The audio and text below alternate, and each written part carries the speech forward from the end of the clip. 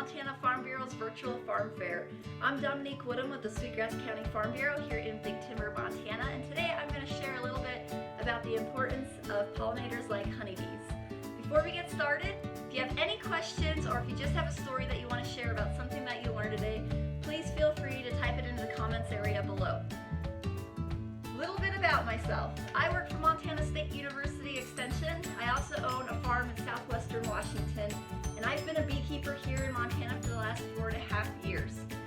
One of my favorite things to do is to teach about the importance of pollinators like honeybees. But before we learn more about honeybees, what's a pollinator and what is pollination? So pollinators are certain animals and insects that can help certain flowering plants to reproduce. Some plants need help with that, and a pollinator like a hummingbird, a bat, a beetle, a bee, a butterfly, a moth, a fly, an ant, those are all examples of pollinators that can help with transferring pollen from one flower to another flower and helping it to reproduce and produce a seed or a fruit. A way to demonstrate how that works is, say you've got your little honeybee here. We've got our cotton ball honeybee, and honeybees, what they eat is they eat pollen and they also drink nectar from flowers.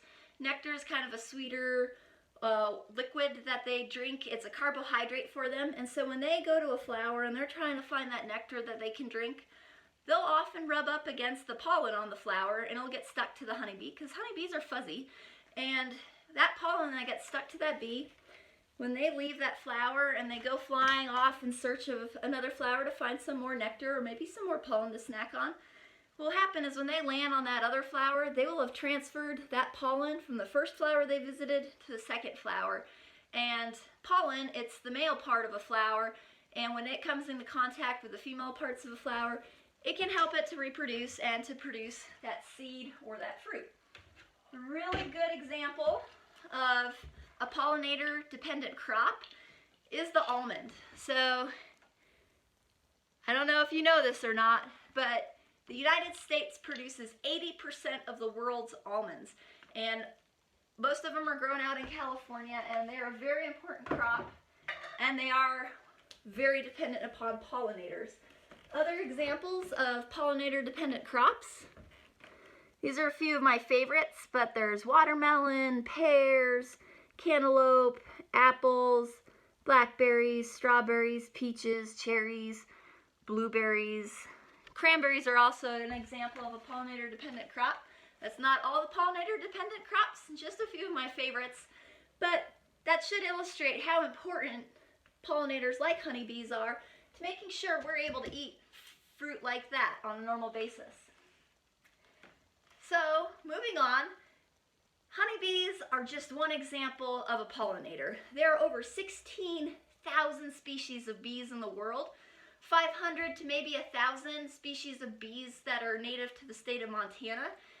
Honeybees, all of the honeybees we have in the United States, they're all introduced from Europe. None of them are native to America. All of them were introduced, and they are really important to our agricultural system because they serve the purpose of pollinating crops, but they also produce a couple other things that humans can benefit from. They produce wax, they produce pollen, and they produce honey. Honey and pollen we can eat. Wax we use for things like chapstick, lotions, furniture polish, things like that.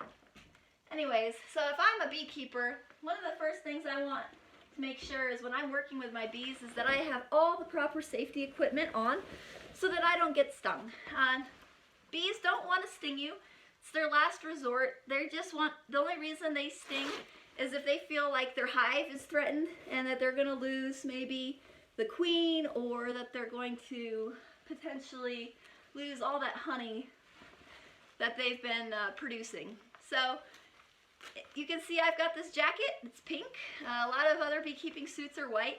I have a built-in veil into my jacket. I also have these leather long gloves to help protect my hands so they don't get stung when I'm working with my bees. But also the really long sleeves on them help to make sure that the bees don't fly up my sleeve and sting me and get inside my suit. So I always make sure when I'm working with my bees, I'm wearing my suit like this. Another really important tool that beekeepers use is something called a smoker. And the smoker, the way it works is this helps to calm the bees when you're working with them. Because like I said, they don't want you to be taking their honey. That's what they're storing to be able to survive the winter. But we use a smoker. The way it works is I fill the inside with either dried pine needles, burlap, maybe a little bit of newspaper. I light it on fire, and then when I squeeze the bellows here, it forces air through the smoker and smoke will come out the spout here. So before I even open my beehive, I blow smoke along the entrance. I open up the top. I blow smoke along the top of my beehive, and I wait a little bit. And what that does is makes the bees think that there's a wildfire, and because the bees are concerned they're going to lose all of this honey they've been storing to the wildfire, they start eating as much as they can, and they're so distracted from eating all that honey that they're less likely to be aggressive and to sting you. And the reason they're eating the honey is because they think, if we lose all this, we want to have enough energy and we want to have a little bit of honey in our system that we can take with us to our new home if we lose our old one. Inside of your beehive, you can see there's all these frames.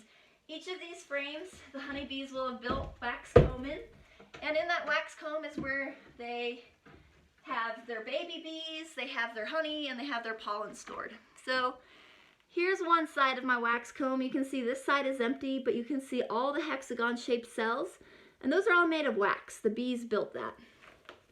On the other side, you can see a lot of that wax honeycomb is capped with wax. Underneath that wax cap is honey that they have stored, and they won't uncap it until they're ready to eat the honey. And so usually what bees are doing is they're storing all this honey so they could eat on it during the winter so they don't starve. Since this beehive obviously isn't full of bees, I'd show you if I was outside opening up this beehive what that frame would look like. There would be hundreds of bees on it crawling all over, and they'd be putting honey in those cells, they'd be putting pollen in those cells, maybe they'd be taking care of the baby bees. Or you can see right up here in this corner, that's the queen bee. See, she's a lot longer and skinnier than all the other bees, and pretty much everybody else's job is to take care of the queen, because the queen's one job in a bee colony is to lay all the eggs. She's the only bee in the bee colony that can reproduce and grow more baby bees. So she's really important to the hive for that reason. Like I mentioned before, there are many other species of bees in the world, many others in Montana. Not all bees are honeybees, and that doesn't mean that they're any less important. There's a lot of native bees here in Montana, and although we can't manage them like livestock, like we manage honeybees, we can provide them with habitat by planting flowering plants that they can eat on throughout the summer. We can also maybe help them out by providing bee boarding houses. So here's a bee boarding house that my 4-H project kids, we painted these bee boarding houses last year. And what it's got is it's got these hollowed out spaces that solitary bees that don't need to live with other bees and they don't need to store food. This is where those solitary bees can live. Or they'll just find a hole in the ground, they'll live in that too. But there's all different kinds of bees, and all of them are important because they all help with pollination. So in closing, I'm glad that you joined me today for the Montana Farm Bureau's virtual farm fair. If you've got any questions, remember, please type them into the comments area.